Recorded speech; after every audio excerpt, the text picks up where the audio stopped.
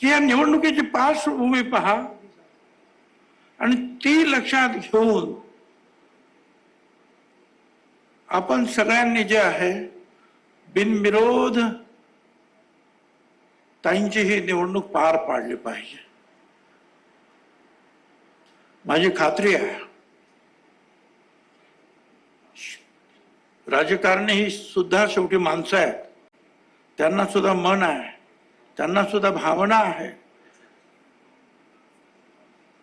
त्या भावनेलाच मी हात घालतोय आणि सांगतोय की निवडणुकीचा जो आहे ही निवडणूक आताच संपली पाहिजे, निवडणुकीच्या दिवसाच्या अगोदरच, आणि ताईचा विजय झाला पाहिजे.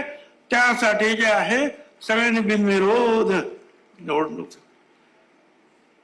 एक आनंददायी वातावरण आहे.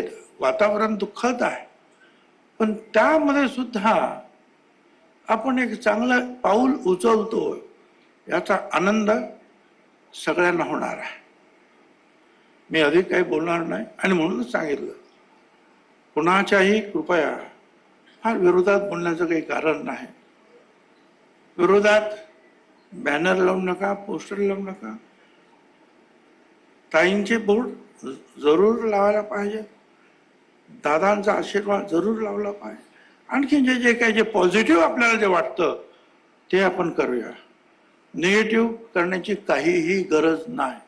कुणाला आव्हान प्रत्याव्हान देण्याची आवश्यकता नाही आणि आपण ती करण्याची गरज नाही.